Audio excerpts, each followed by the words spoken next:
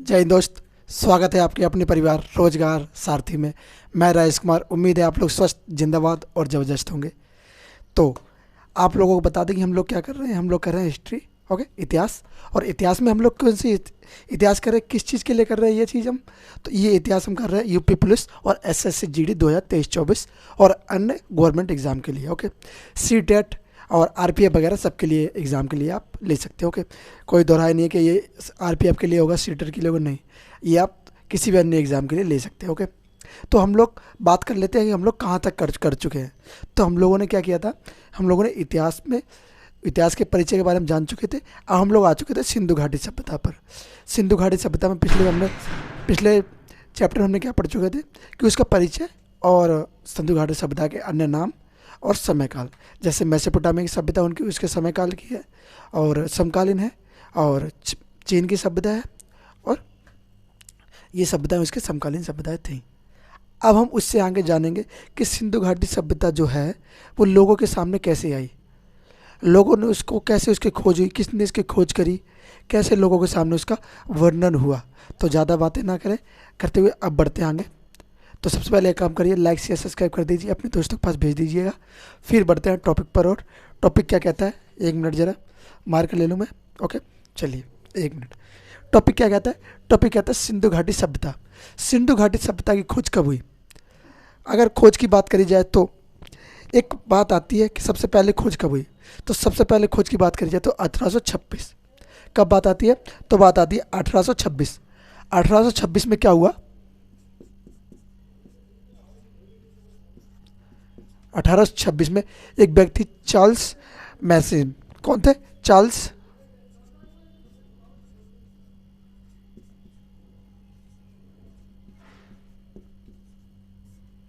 मैसन, कौन व्यक्ति थे, चार्ल्स मैसन। चार्ल्स मैसन ने क्या किया, सिंधु घाटी सभ्यता की खोज करी। अब खोज करने का श्रेय क्या इनको दिया जाएगा, नहीं। ये उस समय इन्होंने जब खोज करी तो इन्होंने कुछ तर्क दिए और वो तर्क इनके खारिज हो चुके थे। क्या हुआ, कैसे खोज करी मानते हैं, चलिए जानते हैं। खोजा, चार्ल्स मैसेज ने इसे खोजा कब खोजा, 1826 में। पर ये खोजने की तकलीफ कहाँ से आई, कैसे इसको खोजा, बताते हैं चलिए। जैसे बात कर ले, एक दिन क्या हो रहा था, एक दिन क्या हुआ, एक दिन ये रेलवे लाइन बिछाई जा रही थी। कब बिछाएगी,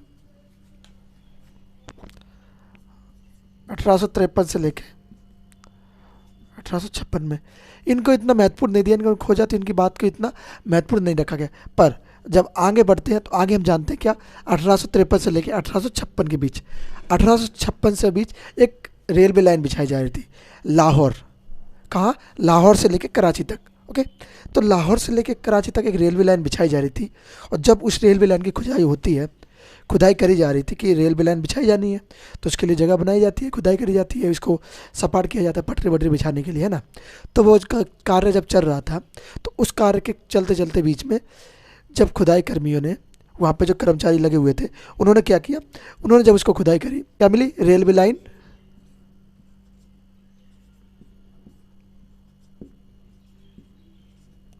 रेलवे लाइन। रेलवे लाइन जो गई थी वो कौन से कहाँ तक गई थी, ये गई थी लाहौर, लाहौर से,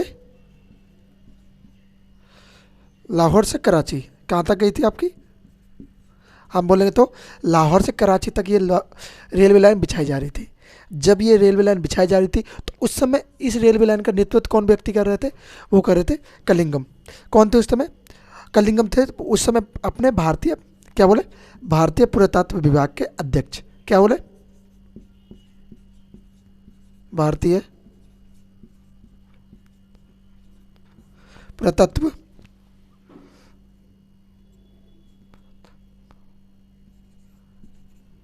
जनक इन्हें ही कहा जाता है, क्या कहा जाता है, जनक इन्हें ही कहा जाता है। ये अध्यक्ष भी थे, क्या थे, उस समय ये अध्यक्ष भी थे। तो जब यहाँ पे खुदाई चल रही थी, कहाँ पर, लाहौर और कराची से रेलवे लाइन बिछाई जा रही थी, उस दौरान उनको एक मुद्रा मिलती है, जो खुदाई कर्मी थी तो उनको एक मुद्रा मिलती है। उनको उस मुद्रा नहीं, ईंट मिलती, क्या मिलती है, ईंट। क्या मिला उस समय उनको एक ईंट मिलती है। क्या मिलती है? ईंट मिलती है। जब वो ईंट मिलती है तो उन्हें वो ईंट थोड़ी अजीब सी लगती है। उन्हें लगता है यार ये ईंट है कैसी, अपनी आज की ईंट तो अलग होती है, उस समय की ईंट अलग थी, उस समय की ईंट थोड़ी बड़ी भी थी, उसका आकार भी अलग था, है ना, उसका इस बोलते हैं ना कि उसका रेशियो अलग था। तो वो ईंट जब मिली तो उस ईंट को उन्होंने कहा ये तो ईंट अलग है यार, परिवर्तन है इसके अंदर। तो उन्होंने क्या कहा कि उस समय जब वो ईंट उन लोगों ने कहा कि इसको किसी को देना चाहिए, तो वो ईंट कहाँ लेके गए? ये लोग जो थे खुदाई कर्मी, ये ईंट लेके गए किसके पास? कलिंगम के पास। कौन थे? पुरातत्व विभाग के अध्यक्ष कौन थे? वो थे कलिंगम। कनिंगम कौन थे? कनिंगम। कनिंगम और बर्तन बंधु, ये दो व्यक्ति थे।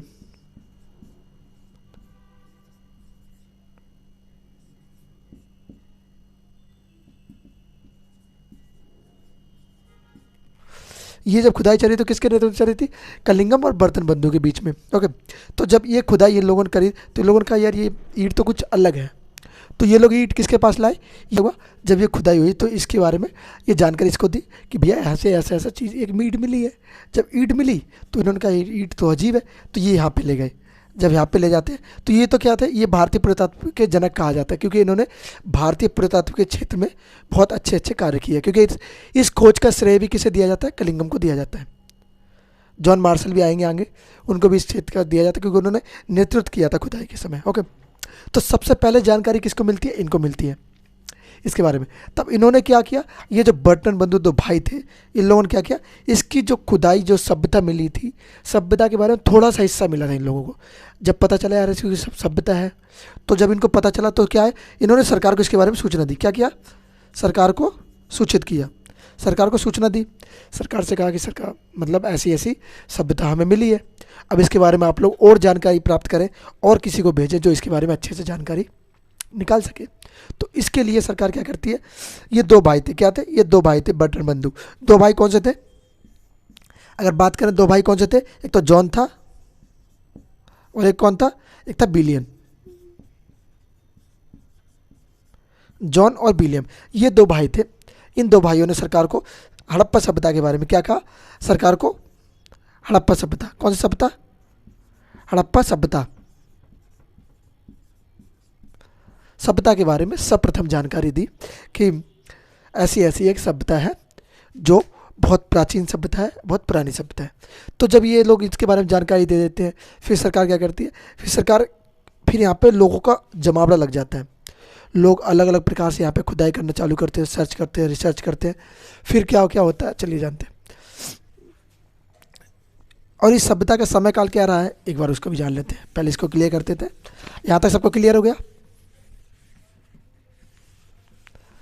मेरे हिसाब से ये इतना महत्वपूर्ण नहीं है आपको जानने के लिए, सिर्फ आपको जानने के लिए महत्वपूर्ण है कि कैसे इसकी खुदाई हुई थी और कैसी इसका ये सभ्यता लोगों के सामने आई। ओके, अब बात करते हैं समय काल।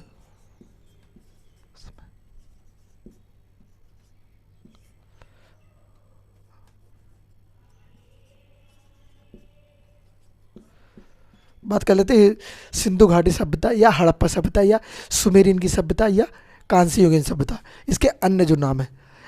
इसका समय काल अगर बोला जाए तो कब से कब तक है? 2500 बीसी से लेके 1750 बीसी तक। ये इसका रियल टाइम समय है, मतलब रियल समय है। पर आगे हम जानेंगे कि एक व्यक्ति हुए जिन्होंने इसकी खोज करी, जिन्हें इसके बारे में थोड़ी जानकारी मिली, तो जो ईंट थी वो किसके पास लेके गए? ये लोग गए जॉन मार्शल के पास। क्या क्या इन्होंने,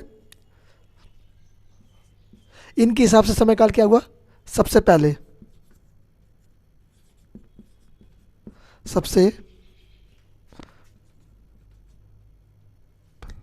पहला प्रयास किसने किया?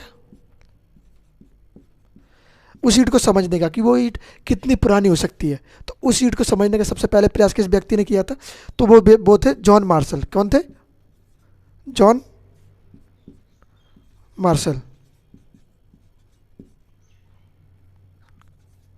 जॉन मार्शल के द्वारा सबसे पहले इसके बारे में पता करने का, समय काल के बारे में पता करने का श्रेय दिया जाता है कि इन्होंने सबसे पहले इसके समय काल के बारे में पता किया। पर इन्होंने जो समय काल बताया वो वर्तमान इस समय काल से बड़ा ही अलग समय काल बताया इन्होंने। उस ईंट को देख के इन्होंने समय काल बताया। क्या बताया? आइए उन्होंने समय काल बताया 3250 से लेके 2750। ये इन्होंने समय काल बताया। किसका समय काल था ये किसका बताया हुआ समय काल? ये जॉन मार्शल के द्वारा। जॉन मार्शल ने कहा कि ये जो ईंट है इतनी पुरानी ईंट है, क्योंकि वो ईंट हर आदमी ने, हर व्यक्ति जो थे, मतलब जो इतिहासकार थे, जो जो भारतीय पुरातत्व विभाग में काम करते थे, उन लोगों ने अपने अपने तरीके से इसके बारे में जानकारी प्राप्त की। किसी को उस समय तो पता था ना था कि ऐसी एक सभ्यता है जिसकी ये इतनी पुरानी हो सकती है ईंट। तो जब सबने पता किया तो इन्होंने ही पता किया। इन्होंने कहा कि नहीं, ये इतनी पुरानी है, 3250 से लेकर 1750 2750 के बीच की। पर ये इनकी खारिज कर दी गई। क्या कहा गया कि ये आपने ये जो समय काल बताया है, ये इसका समय काल गलत है। तो सही समय काल क्या था? सही समय काल है 2500 BC से लेकर 1750 BC तक। कहीं कहीं आपको इसका समय काल अलग मिलता है, पर ये पेपर के पॉइंट ऑफ व्यू से ये समय काल राइट है। तो आप लोगों को यही समय काल रखना होगा। जब ये सब चीज़ें हो जाती हैं तब क्या होता है, 1921 में जो चार जॉन मार्शल है, जॉन मार्शल क्या किया जाता है, 1921 में जॉन मार्शल को भारतीय पुरातत्व विभाग का ASI का अध्यक्ष बनाया जाता है। किसको बनाया जाता है? जॉन मार्शल को क्या किया जाता है 1921 में?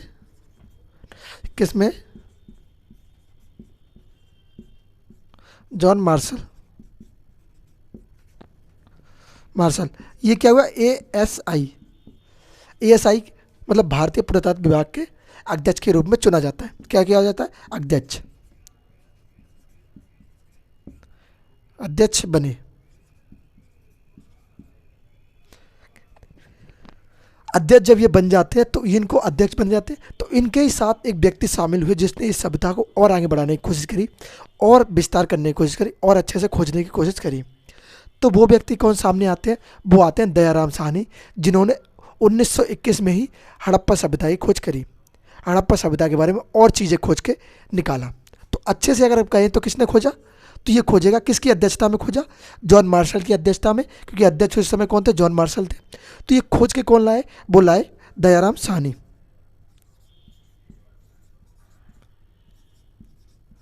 क्या किया? दयाराम साहनी।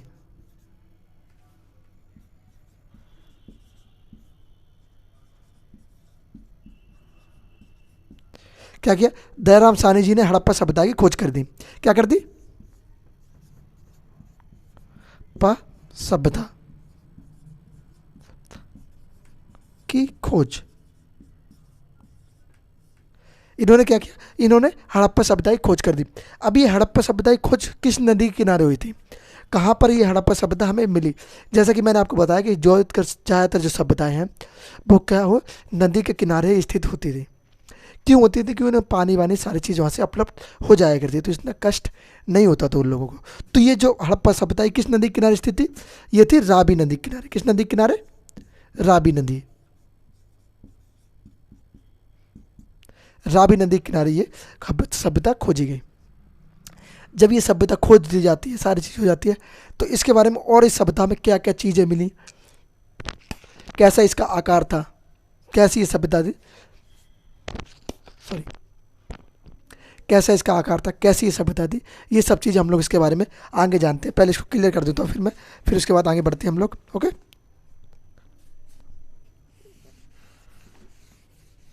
अगर बात करें इस सभ्यता का नाम किसने रखा, तो हम बोलेंगे कि इस सभ्यता का नाम किसने रखा? दयाराम। किसने? जॉन मार्शल के नाम पे रखा गया। जॉन मार्शल ने इसका नाम रखा था हड़प्पा सभ्यता। अब उन्होंने हड़प्पा सभ्यता ही क्यों रखा? हड़प्पा सभ्यता बोले या सिंधु घाटी सभ्यता बोले, तो ये सब चीज़ें उधर स्थित थी। अगर ये सिंधु नदी के किनारे मिला था, जिसको हम रावी नदी भी कहते हैं, तो इसको सिंधु घाटी सभ्यता कह दिया गया। क्या कहेंगे?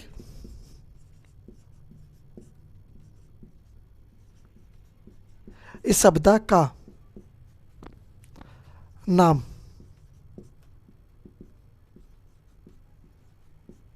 क्योंकि इसे खोजा जॉन मार्शल ने था, तो सभ्यता का नाम भी जॉन मार्शल ने रखा। और उन्होंने नाम रखा तो उन चीज़ों को देख के रखा कि ये सभ्यता मिली कहाँ है, क्योंकि ज़्यादातर चीज़ें क्या होती हैं, जहाँ जो सभ्यता मिलती है उसके आसपास की चीज़ों को देख के ही उसका नाम रखा जाता है। जैसे मेसोपोटामिया की सभ्यता है तो मेसोपोटामिया में मिली हुई सभ्यता है, चीन की सभ्यता है तो चीन में मिली हुई सभ्यता है। ये रावी नदी के किनारे स्थित थी, जहाँ सिंधु पड़ता है तो सिंधु नदी के किनारे, जिसको सिंधु नदी भी बोलते हैं, तो इसको सिंधु घाटी सभ्यता कह दी। क्योंकि वहाँ पे एक घाटी पड़ती है। ओके, तो ये सभ्यता इस नाम से पड़ गई। ये नाम दिया जॉन मार्शल ने, क्या दिया? सिंधु घाटी सभ्यता। इन्होंने ये नाम दे दिया था। ओके, फिर बात करें और क्या चीज़ हो सकती है, क्या रहेगा? सिंधु घाटी के समकालीन,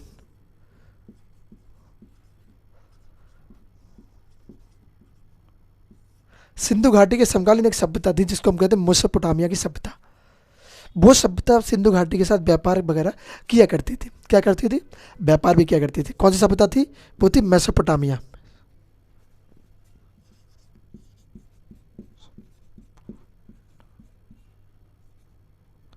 कौन सी सभ्यता रहेगी भैया? तो रहेगी मेसोपोटामिया की सभ्यता। कौन सी सभ्यता? मेसोपोटामिया की सभ्यता। ये जो मेसोपोटामिया की सभ्यता थी, ये किस नदी के किनारे थी? ये दजला एवं फरात नदी के किनारे स्थित थी। किस नदी के किनारे रहेगी भैया?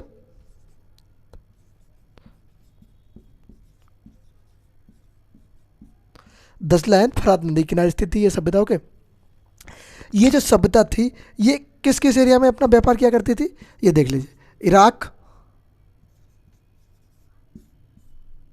ईरान एवं सीरिया वाले इलाके में।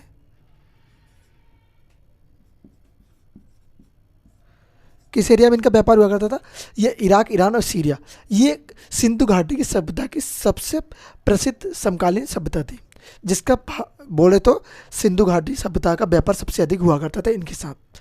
किस सभ्यता के साथ? इनके सभ्यता के साथ ये व्यापार इनका सबसे अधिक हुआ करता था। ओके, अब हम इसको क्लियर करते हैं, फिर इसका आकार जानते हैं, इसका कैसा आकार है। ओके, जैसे बात करें कहाँ से कहाँ तक ये सिंधु घाटी सभ्यता फैली हुई है। ओके, अगर बात करें तो उत्तर में कौन सा स्थान है इसका, दक्षिण में कौन सा स्थान है, पूर्व में कौन सा स्थान है, पश्चिम में कौन सा स्थान है, ये सब चीज़ हम लोग जान लेते हैं इसमें। ओके,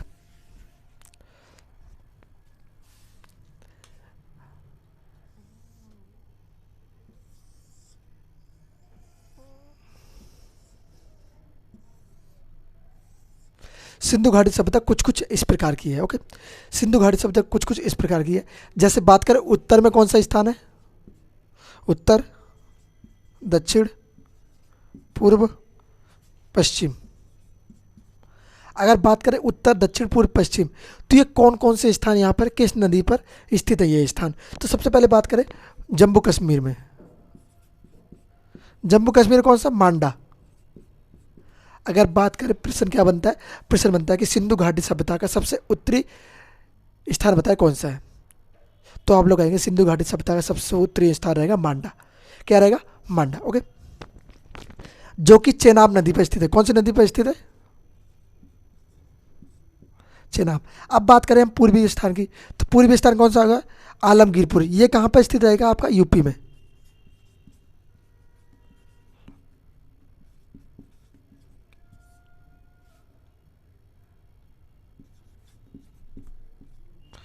आलमगीरपुर ये किस नदी पर स्थित है? यह है हिंडन नदी पर स्थित, हिंडन नदी। और ये कहाँ पर रहेगा आपका? ये रहेगा आपका उत्तर प्रदेश। उत्तर प्रदेश मीन्स यूपी में। ओके, फिर बात कर लेते हैं दक्षिणी स्थान की। दक्षिणी स्थान कहाँ पर रहेगा आपका? दैमाबाद। दैमाबाद कहाँ पर होने वाला है? ये होगा आपका महाराष्ट्र में।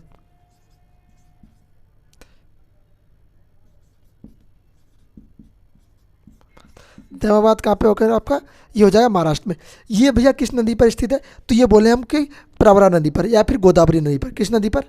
गोदावरी, गोदावरी नदी पर, जो कि किसकी? जो कि प्रवरा की सहायक नदी। ओके, अगर बात करें इधर आ जाओ आप, इधर वाला स्थान कौन सा रहेगा? ये आपका रहेगा सुत कांगडोर। कौन सा? सुत कांगडोर।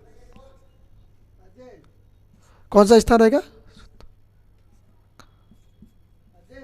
सुत कांगडोर।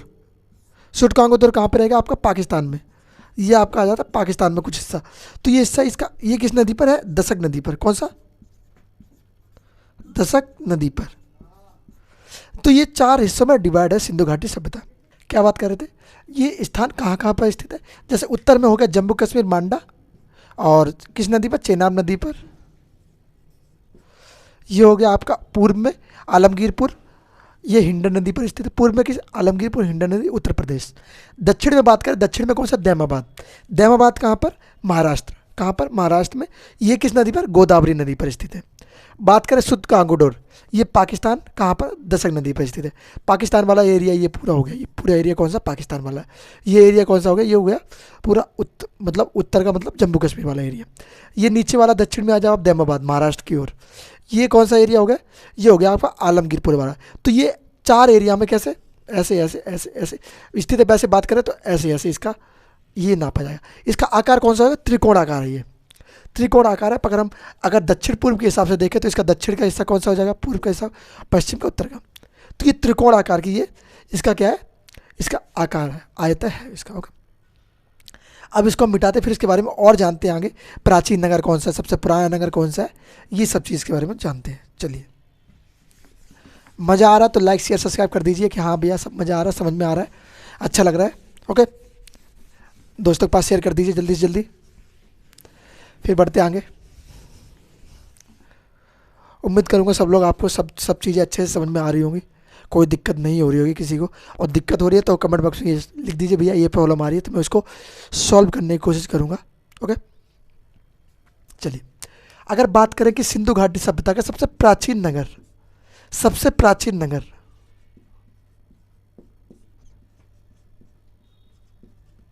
प्राचीन नगर, तो भैया सिंधु घाटी सभ्यता का सबसे प्राचीन नगर कौन सा होने वाला है? तो सिंधु घाटी सभ्यता का जो सबसे प्राचीन नगर है वो कौन सा? भिंडराना। कौन सा? भिंडराना। कौन सा? भिंडराना। ये कहाँ पर स्थित है? ये हो जाएगा आपका हरियाणा में स्थित। कहाँ पर स्थित हो जाएगा? हरियाणा में। ये जो स्थान है ये इसको खोजा तो 2014 में गया है। कब खोजा गया? इसकी खोज कब हुई? तो खोज बोलेंगे हम लोग इसकी कब हुई? खोज, खोजा स्थान ये गया है 2014 में। पर ये सबसे पुराना स्थान है। सबसे पुराना कितने कितने साल पुराना? ये तो बोला जाता है इसको 7500 BC पुराना।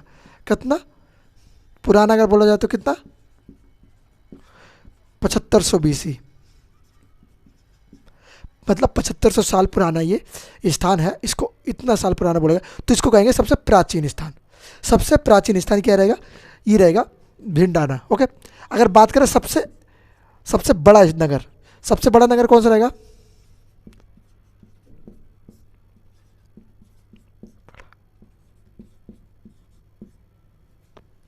सबसे बड़ा नगर कौन सा रहेगा? वो रहेगा आपका राखीगढ़ी। कौन सा?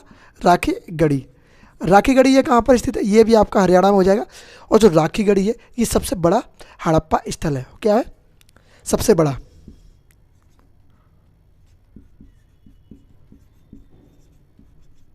हड़प्पा स्थल। ओके, यहाँ पे क्या हो रहा है? यहाँ पे सबसे बड़ा हड़प्पा म्यूजियम भी बनाया जा रहा है। क्या बड़ा है? सबसे बड़ा हड़प्पा म्यूजियम।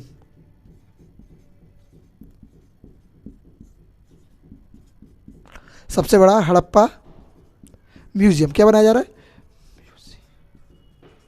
क्या बनाया जा रहा है? सबसे बड़ा हड़प्पा म्यूजियम यहाँ पे बनाया जा रहा है। क्या बनाया जा रहा है?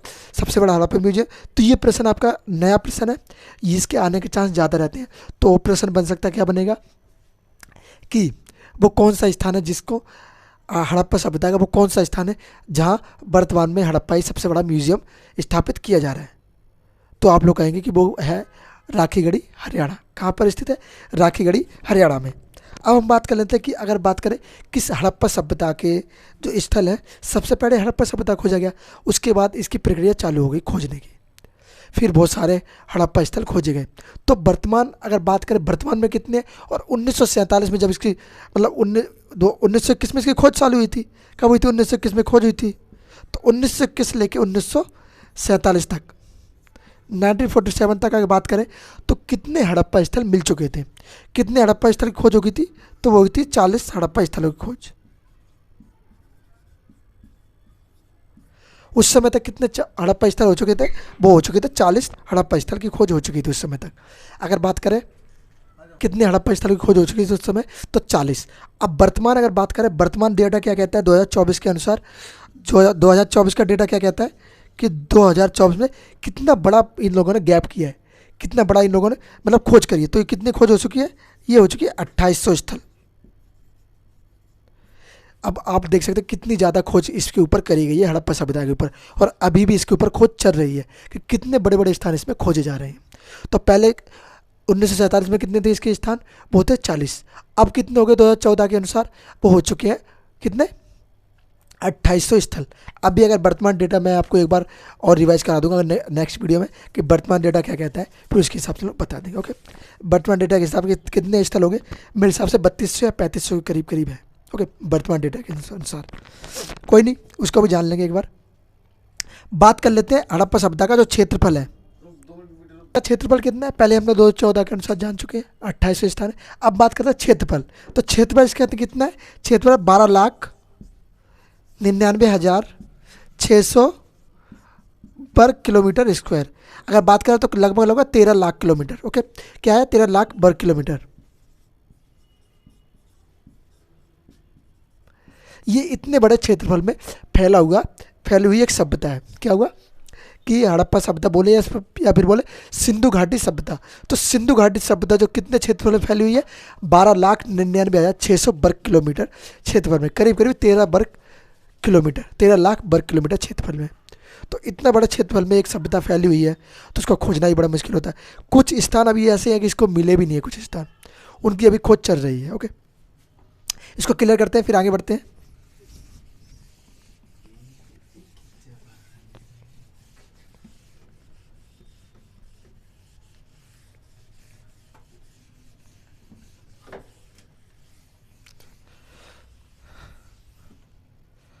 चलिए, अब हम लोग इसके क्षेत्रफल के बारे में जान चुके हैं, अब इसका आकार जानते हैं। जैसे कि मैंने आपको बताया कि इसका आकार कैसा है। अगर बात करें सिंधु घाटी सभ्यता का आकार कैसा है, तो इसका आकार रहेगा त्रिभुजाकार। कैसा? त्रिभुजाकार आकार है। सभ्यता का आकार कैसा हो जाएगा? इसका हो जाएगा त्रिभुजाकार। अब बात करें इसका आकार तो त्रिभुजाकार हो गया, चलो भैया, इस पे समाज कैसा था? समाज की बात करें तो समाज कौन सा समाज इस पे ज़्यादातर इस पे किसका अधिकार होता था? तो समाज था यहाँ पे मातृसत्तात्मक। मातृसत्तात्मक का मतलब क्या हुआ?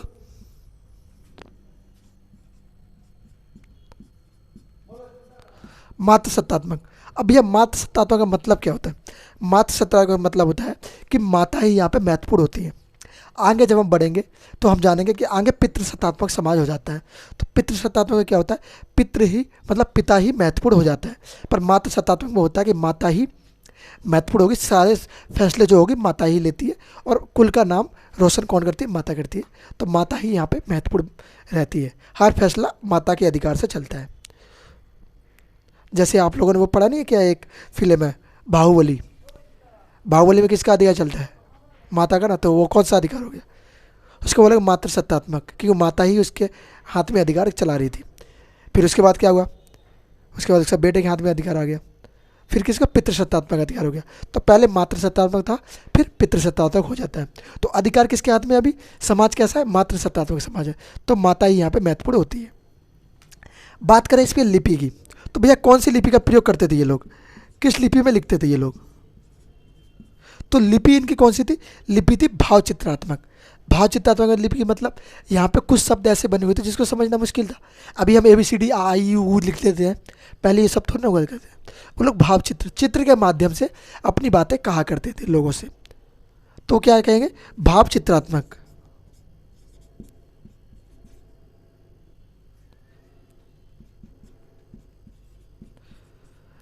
भाव चित्रात्मक। और ये कैसी है? ये अपठनीय है। अपठनीय मतलब इसको पढ़ा ही नहीं जा सकता।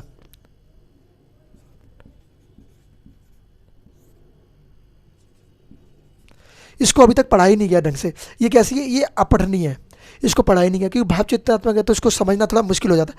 उसमें देखना कुछ ना कुछ आकृति ऐसी बनी हुई है, कुछ आकृति ऐसी बनी हुई है, कुछ शेर जैसी आकृति बनी है। अब इसका मतलब क्या है? कोई समझदार होगा तो उसको समझेगा। अब उसका मतलब किसी को पता तो जो तो जाने ना उसका मतलब क्या है। जब उस समय का कोई व्यक्ति नहीं है तो इसका मतलब ही नहीं कोई समझ पा रहा है, मुश्किल वाला मतलब समझना। तो ये ऐसे भाव चित्रात्मक लिपि है। अभी इसका मैं यहाँ पे लगा दूंगा तो आप लोग देख लेना कैसी लिपि है। ओके, तो वो भाव चित्रात्मक लिपि है। अब बात करें मुख्य निवास, तो मुख्य निवास स्थान कौन सा था इन लोगों का?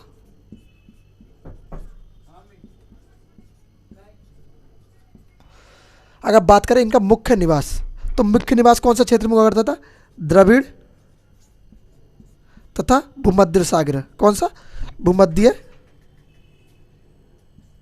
ये मुख्य निवास कहाँ पे था? भूमध्य सागर। कहाँ पर?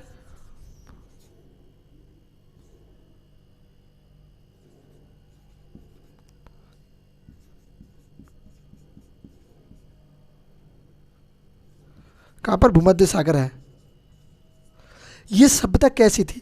ये सभ्यता नगरीय सभ्यता थी। अगर हम बोले कि इसकी कौन सी सभ्यता थी, तो ये नगरीय सभ्यता थी। मतलब इनका नगरीय सभ्यता कहने का मतलब है कि नगर में इतना अच्छा सा विकास कर रखा था इन लोगों ने। इसकी ग्रिड पद्धति अब हम बात करेंगे, आगे जानेंगे ग्रिड पद्धति के बारे में, इनकी कि कैसे ग्रिड पद्धति थी।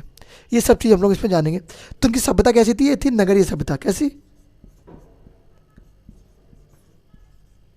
नगरीय सभ्यता। कौन सी सभ्यता थी भैया?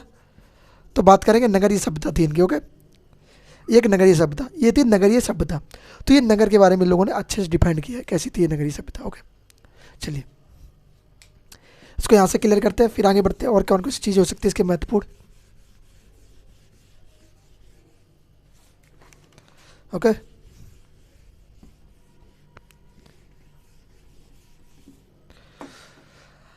बात कर लेते हैं एक चीज़ और कि ये पूजते किसको थे, इनके पूज्य देवता कौन थे, किसको ये पूजा करते थे। तो ये पूजा किसके करते थे? ये करते थे पशुपति की पूजा। किससे करते थे? पशुपति की पूजा। पूजा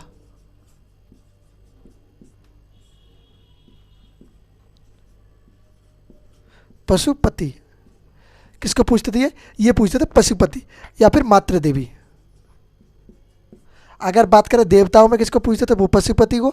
और अगर माँ देवी में किसको पूजते थे? वो मातृ देवी को। उनको उर्वरा की देवी, जिसको क्या कहते हैं? उर्वरा की देवी, उर्वरता की देवी।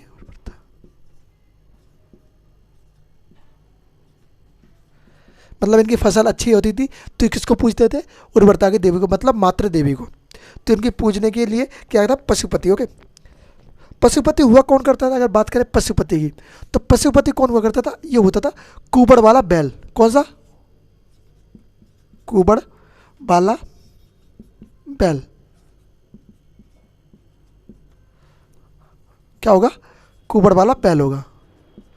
ये भैया कुबड़ वाला बैल आप लोगों ने गांव में देखा होगा कि अगर ऐसा बैल होता है तो उसके ऊपर एक कुबड़ सा बना होता है और फिर ऐसे ऐसे बहुत सी आकृति ऐसी बहुत प्रकार से होता है। तो ये कुबड़ सा जो बना होता है उसको कहते हैं कुबड़ वाला बैल। तो ये थी, ये लोग किसको पूछते थे? कुबड़ वाले बैल को। ये किसका प्रतीक माना जाता था? ये माना जाता है शिव का। और शिव किसे कहते हैं? पशुपति को। ओके, तो पशुपति किसे कहेंगे? वो कहेंगे शिव को। ओके, इनका महत्वपूर्ण व्यवसाय क्या था? कैसे व्यवसाय करते थे ये लोग? करते थे आयात और निर्यात। मतलब इनके यहाँ सामान आता भी था और जाता भी था। तो ये मैंने बता दिया था किसके साथ आयात और निर्यात करते थे। तो ये करते थे मेसोपोटामिया के साथ। ओके, मेसोपोटामिया और चीन के साथ। ओके, व्यापार या बोले व्यवसाय। व्यवसाय में क्या करते थे ये लोग? व्यवसाय आयात निर्यात।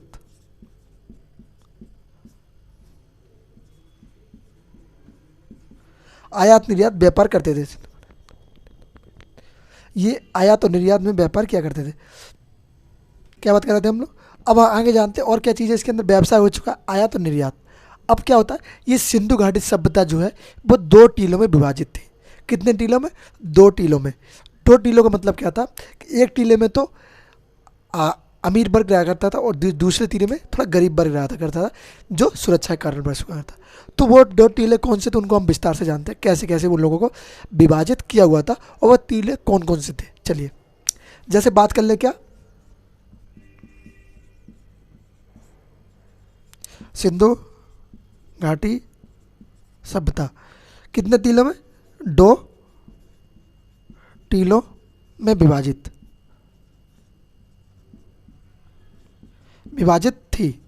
कितने टीलों में भाई साहब विभाजित थी सिंधु घाटी सभ्यता? तो वो दो टीलों में विभाजित थी। अब ये दो टीले क्या थे? एक टीलों को कहते हैं, ये दोनों टीले क्या थे?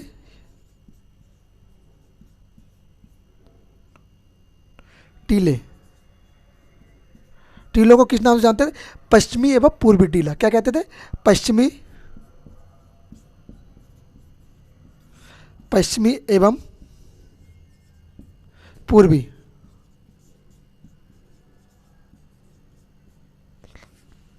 किस टीले में विभाजित थे? पश्चिमी एवं पूर्वी टीले में विभाजित थे। किसमें?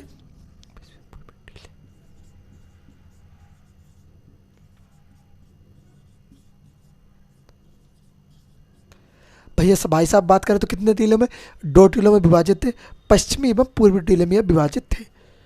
तो ये 2 टीले कौन से हो जाएंगे, पश्चिमी एवं पूर्वी। अब इनको हम लोग एक डायग्राम के माध्यम से समझते हैं कि डायग्राम से कैसे इसको समझना है। ओके, कि डायग्राम में ये कहाँ कहाँ पे स्थित है। चलिए पहले इसको क्लियर करते हैं, फिर डायग्राम बनाते हैं। इसमें थोड़े छोटे छोटे टॉपिक है, वो आपको समझने हैं बस। टॉपिक कौन कौन से कितने टीलों में विभाजित था। प्रश्न आ जाए कि सिंधु घाटी सभ्यता कौन कौन से टीलों में विभाजित थी, तो हम बोलेंगे सिंधु घाटी सभ्यता 2 टीलों में विभाजित थी, पश्चिमी एवं पूर्वी। ऑप्शन दिया जाएगा। ओके, अगर बात करें टीला बनाते हैं, चलिए मान लो ये पूरी सिंधु घाटी सभ्यता है, ये सिंधु घाटी सभ्यता, तो ये 2 टीलों में विभाजित है। एक टीला ये हो गया, ये सिर्फ सिंधु घाटी की बात कर रहे हैं। जब ये सिंधु घाटी की सभ्यता खोजी गई थी तो ये 2 टीलों में विभाजित थी। ये कुल टीला कौन सा हो जाएगा, ये पहले बात करें उत्तरी भाग, पूर्वी, दक्षिणी, पश्चिमी। कितना, उत्तरी, दक्षिण, पूर्व, पश्चिम, ये 4 भाग हो गए जैसे ये डिवाइड हो गए। अब बात कर दिया पूर्वी भाग कहाँ पर था। पूर्वी भाग में पूर्वी टीला कौन सा टीला कहलाता था। पूर्वी टीले में, तो इस टीले में कौन से व्यक्ति रहा करते थे, तो इसमें रहा करते थे श्रमिक वर्ग। कौन सा वर्ग, श्रमिक वर्ग, जो काम वाम किया करता है। कितने टीलों में विभाजित था, 2 टीलों में विभाजित था। अब बात करें पूर्वी टीला में, तो पूर्वी टीले में रहते थे श्रमिक वर्ग। कौन से वर्ग, श्रमिक वर्ग। अब बात करें पश्चिमी टीले में, तो पश्चिमी टीले में जो थे वो कौन से रहते थे, ये रहते थे उच्च वर्ग। कौन से, उच्च वर्ग। और कौन रहते थे, और सुरक्षाकर्मी, सुरक्षा वर्ग।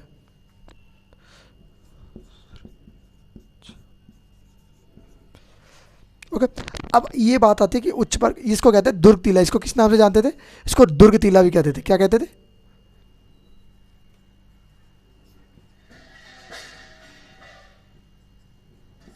किस नाम से बोलते थे, इसको दुर्ग टीला भी कहा करते थे। अब अच्छा, या फिर उत्तरी टीला बोलेंगे,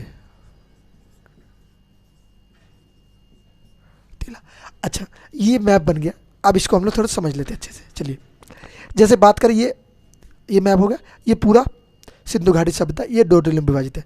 ये जो टीला था, ये पूर्वी टीला, पूर्वी टीले में कौन सा वर्ग रह सकता था, इसमें रहा करता था श्रमिक वर्ग। श्रमिक वर्ग मतलब काम करने वाला वर्ग, कमजोर वर्ग, और जिसके पास पैसा वैसा कम था वो वाला वर्ग, जो पैसे की स्थिति आर्थिक रूप से कमजोर थे।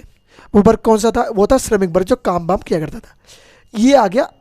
ये बात करें पूर्वी टीला में, तो पूर्वी टीले में कौन सा वर्ग रहा करता था,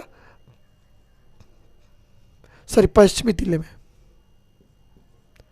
पश्चिमी टीले में कौन सा वर्ग रहा करता था, तो पश्चिमी टीले में रहेगा उच्च वर्ग।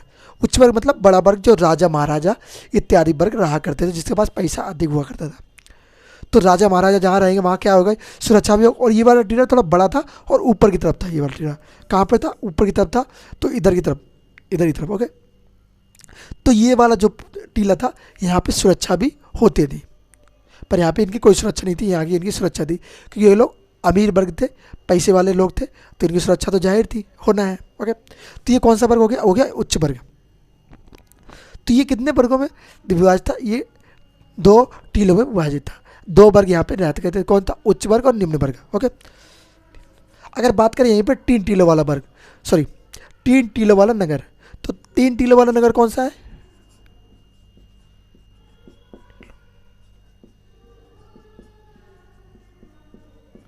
तीन टीलों वाला नगर कौन सा है, तो वो आपका हो जाएगा धौलावीरा। कौन सा हो जाएगा,